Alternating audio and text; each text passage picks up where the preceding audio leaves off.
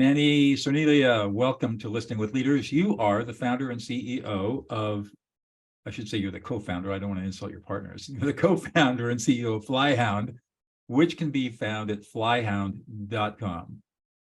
Correct. Thank you for having me. It's really a pleasure to be here. Absolutely. So tell us a little bit about yourself. Just give us the backstory, and then we'll talk about your startup. Sure. So, I'd like to tell people that I'm a big nerd, and I've grown up in the telecommunications industry. Mobile phones have been the crux of everything that I do since school. I worked for AT&T. I worked for HTC. We manufactured Android phones, and now we're doing Flyhound. But I love everything that technology does. It's something that everyone carries with them all the time, everywhere they go. You spend more time with your phone than pretty much anything else. And so how do you get into the technology? You said you got interested as when you were younger. How do you get into the mobile market? Funny enough, I think we used to get circulars in the newspaper. And when I was very young, Radio Shack, which is a store that unfortunately is no longer here, they used to advertise cell phones for a penny. And, as a child, I didn't understand the thoughts of, getting into an annual contract. So I went into Radio Shack one day with a shiny penny ready to walk out with my cellular phone. And they unfortunately wouldn't give me one. But, everything from the start of making calls from wherever you were to getting into text messaging, and then the dawn of internet data was there for the birth of the iPhone and, everything in between. So it's been a tremendous ride. I remember when I saw my first cell phone. My wife and I were in Vail, Colorado. Gerald Ford, former president, was vacationing there, and we were in a van driving up from the Denver airport with some Secret Service guys in the back, and they had these big shoe boxes that were their cell phones. It's certainly come a long way, right? It's come a long way. And then I remember when we had the PDAs, the personal digital assistants, and then the little flip phones. And I said, someday they're going to merge all this. And of course, Apple did that a couple of years later, and the rest is history. I mean, it really has changed our lives in many ways. So tell us about Flyhound. Sure. So Flyhound is technology that we've created to help public safety agencies to start locate and identify cell phones on the ground. We built this technology to help people and help the public in emergency situations. So whether it's a missing person, someone who gets lost in a national park and has their phone on them, the public safety agency can fly the drone and locate that cell phone, even if there's no service, to really help rescue people faster. And that was our initial use case. But we learned throughout time that there's a lot of other use cases that can help people. If you think natural disasters, we could fly a drone over a neighborhood after a natural disaster has gone through and help tell you which homes still have cell phones inside, to give rescuers homes to prioritize. And then, of course, criminal suspects, helping the police find criminals rapidly is a key to saving lives in today's world. So drones, this is a drone-based technology? It is. And the drones have a way of detecting phones. Do the phones have to be on? The phones do have to be on. They can't be in airplane mode. They have to have power. But, whether or not you have service is irrelevant. And it has a way of detecting the existence of the phone. Exactly. Your phone is constantly communicating with the network. So your phone exchanges these control messages with the cellular network to basically be ready to receive a phone call or a text message or transmit data that's coming in and out of your phone, so your emails. And that's how, when you're driving a long distance, your phone can actually, hand off your current cell conversation from cell to cell along the highway. I know, it's amazing technology. So it's like it's pinging all the time. And what I take it what the drone does is it picks up the pings. Exactly, in a sense. Okay, and then it can send the data back to whoever the drone operator is and says, okay, we got a phone here that's on and it's pinging, and if there's a phone, there's probably a person there too. That's our thesis, right? That's our theory on this, is that people, in no matter what situation, you're generally bringing your phone with you.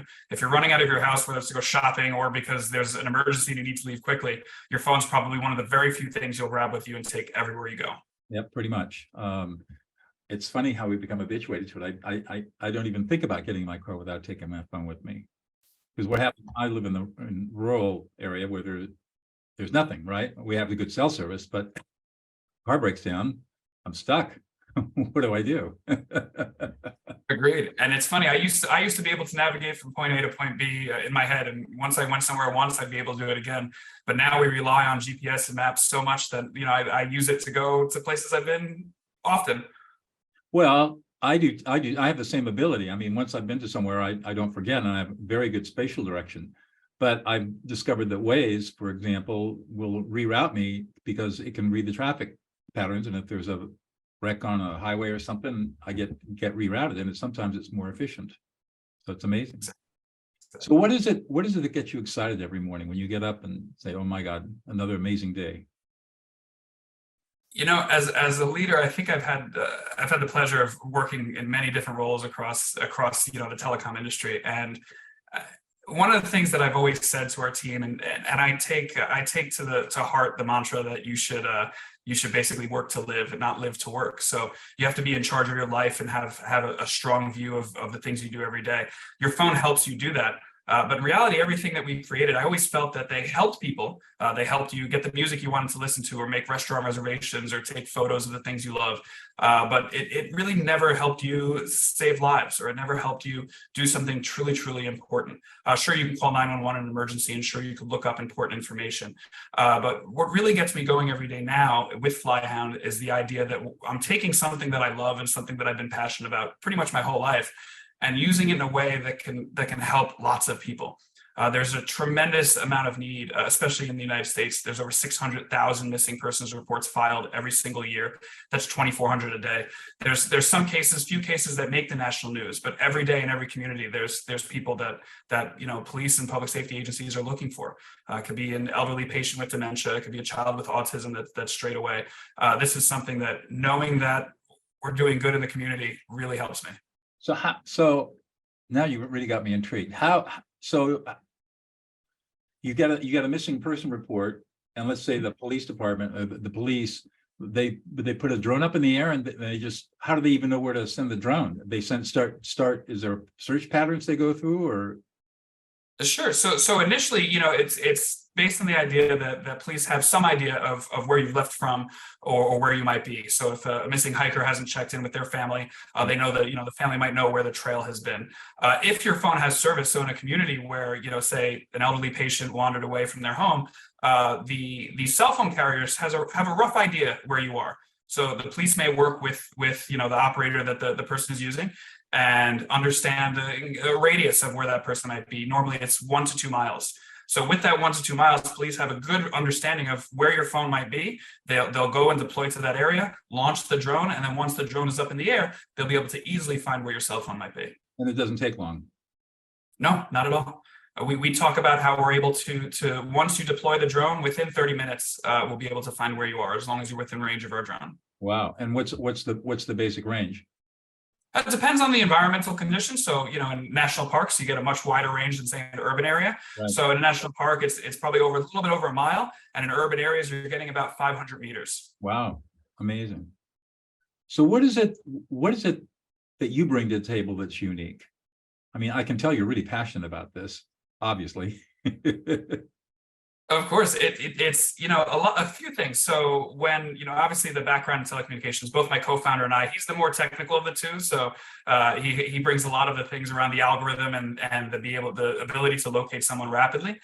From a business perspective, not only have I worked a lot in the telecom industry, but during COVID, I started doing consulting with public safety agencies around drone programs. We learned that drones are something that's growing rapidly across all public safety, and we're talking fire, police, search and rescue, emergency management, that do a wide range or solve a wide range of challenges that they face. But a lot of agencies were getting grant money and picking up drones and didn't have a strong, solid understanding of how to make the most of it, how to take their investment and really do the most amount of things for the community with it. So it helped me take that information and take that experience working with police and public safety to build Flyhound together. Interesting. And so is the product that you're developing actually the drone itself, or is it something that goes on to, say, a standard commercial drone?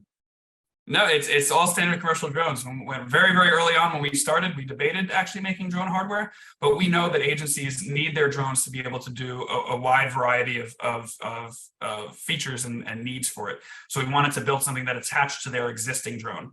So what we do primarily is software. We have a small hardware module that includes a radio that attaches to those commercial drones to be able to complete that mission. And then.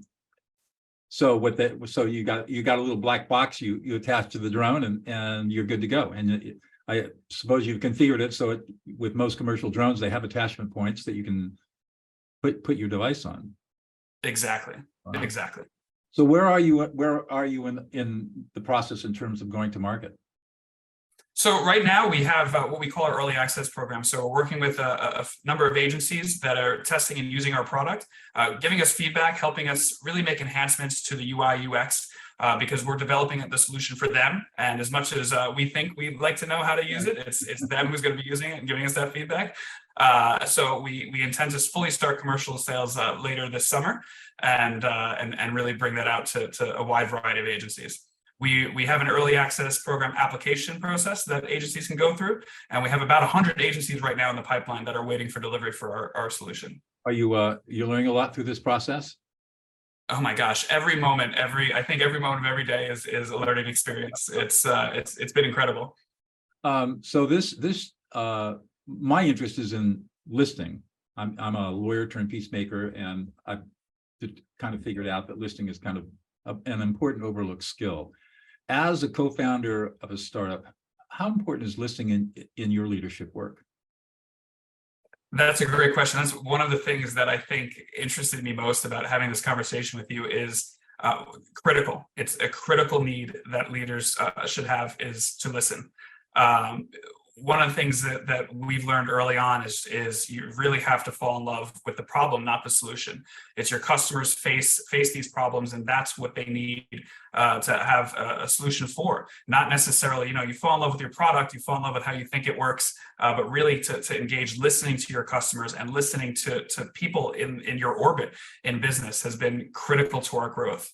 When I started Flyhound, we worked closely with NEC, who's our pre-seed investor, and they have a venture studio program that helped us develop everything from customer discovery to really helping us bring this to market faster. And the amount of knowledge and people that I've spoken to that helped influence, from a daily basis, the decisions we make have been incredible. So everyone you speak to and listen to, especially listen to, I should say, is key to growth. And no matter who you are, no matter how many companies you founded or what your position might be, listening is such an important key to that. Do you find that there are people out there that are not particularly good listeners? Of course. I think half of what any leader does in speaking with other people is personality management and understanding, who the personalities that they're speaking to are and how to best and most effectively deal with them and communicate with them. But everyone has something to say, and everyone has different ways of saying it. And the information that they give you, as long as you could listen and process that in your head and gather what you need to take out of it, certainly it's part of being a leader. Yeah, I talk about listening to learn, and no matter who you're talking to, always listen to learn. Now, and there are other situations where you can listen in order to de-escalate, which is when you're dealing with messiness. That's an interesting question that just popped in my head. How much messiness do you have to deal with? Where you got relationship problems, or people arguing or fighting, or you get into disputes that you got as a leader, you have to come in and mediate. Yeah, do you face much of that? Sure. Luckily, I think here not as much. I think we have a very strong team right now, and the people that we've worked with have been very, very mature in their business relationships and being able to communicate. So that's been very helpful. But any leader does, I think, especially in startup world, especially in small business world, the leaders of your organization tend to wear many hats. I mean, you have to not only be the CEO and manage day-to-day business activities, but interpersonal conflicts between staff, understanding your customers, understanding the political motivations that your customers may have. Because when, in my case, as a small business, dealing with agencies and in reality are small enterprises, there are people with many different levels of organizations who all have different motivations. Being able to manage through that and even mediate is such an important part of interpersonal relationships. Yeah, I agree. And we live in a culture and a time where people have really stopped listening to each other at different levels, especially when we get into values or cultural values or politics and stuff like that. And so learning how to listen and also deal with people who have value differences, I think is a skill that really needs to be developed in people. And I imagine, are the agencies you're working with, are they all over the US? Are they in North America, or are they mostly on the East Coast? All over the US. So we have agencies from East Coast to West Coast. We're working right now with one in Canada as well as one in Europe. And you're learning that your technology works. Yes, I remember part of making this work and building the prototype was we did a lot of testing and prototyping in Germany. NEC has a laboratory in Europe, in Germany, and we had access to that laboratory. So we spent a lot of time there building and prototyping it. And to see it work for the first time, you theorize it and you write it up and you build the algorithm and you put it on a drone, and to actually see it work, being in the office and start to capture, phones that are in the area and understand, who they are and where they might be, was a tremendous accomplishment. Does your technology take information off the phone or can it just, does it really identify who the phone belongs to, or just no? It just pings it and says there's a phone here.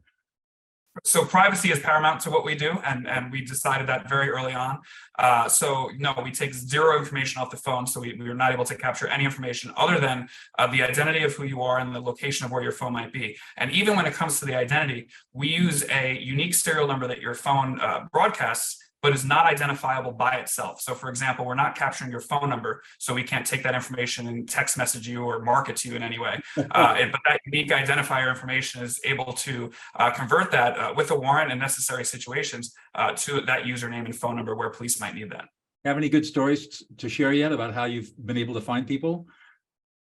Sure. Our first use case was a small park preserve in suburban New Jersey. And I was speaking with the police chief, who was telling me that often they get calls to 911 and, people get lost on these hiking trails, and they have to deploy officers to find these people. And they go out on ATVs and they spend, an hour or two looking for these folks.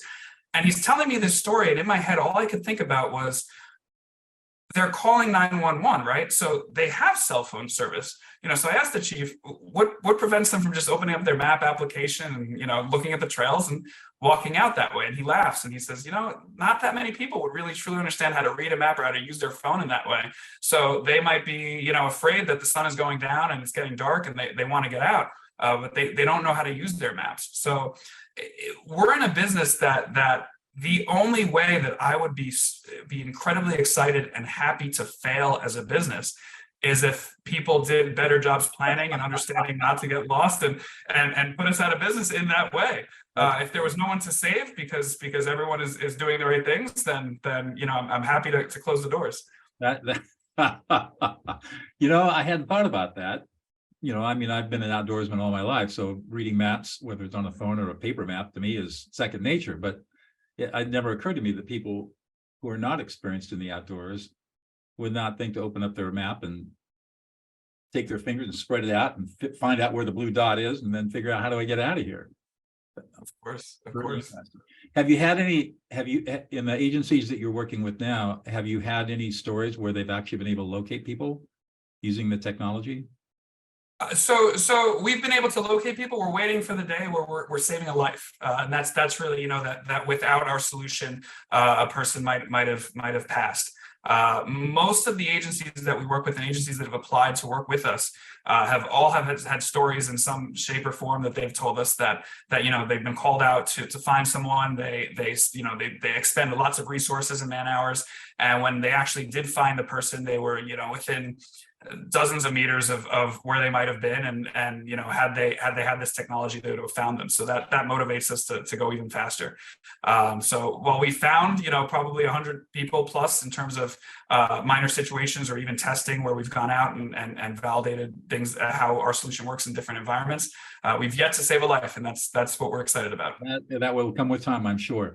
So what's been the reaction to the police agencies as they see this technology demonstrated?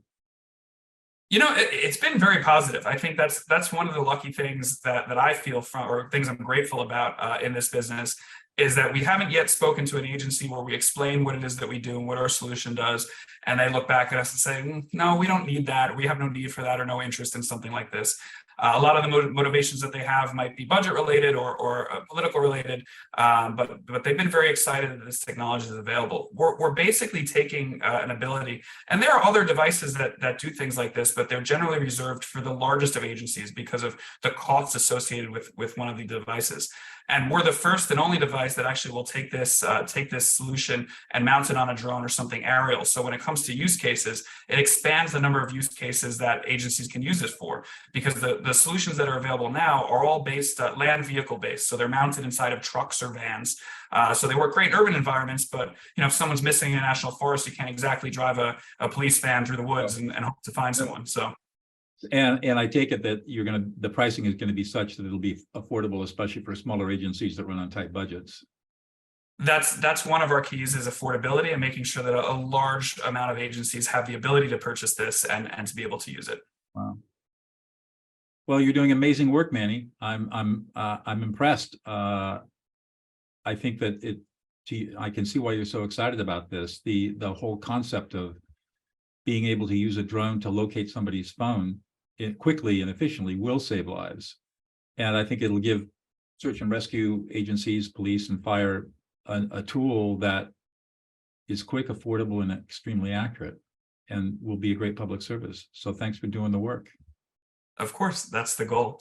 I have one thing that I'd like to mention that in listening to you, speaking about listening, really resonated with me. You had mentioned that when it comes to being a good listener and being a good leader, that you've learned that being soft is being strong and being vulnerable is being powerful.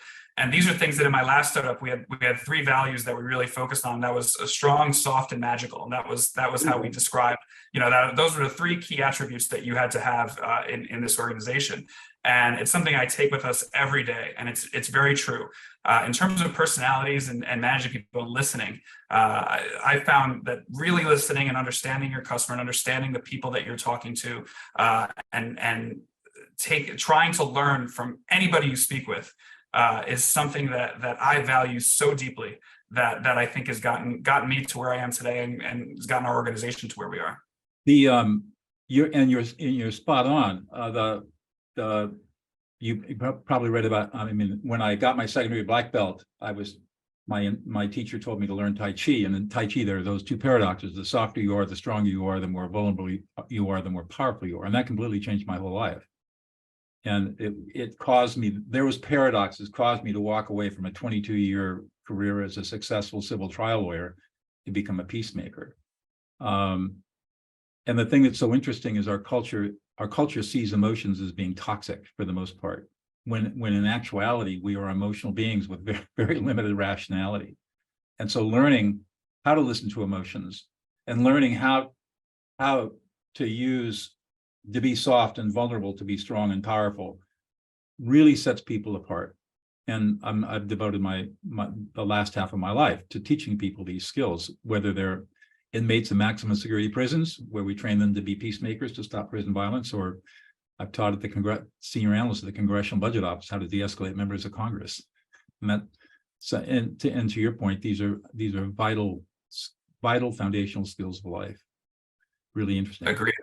I say the word authentic, and that's the key to building those relationships, is being authentic, that the people you're speaking to and really care. Absolutely. One more question. What's one thing about you, Manny, that we would not know about unless you revealed it to us?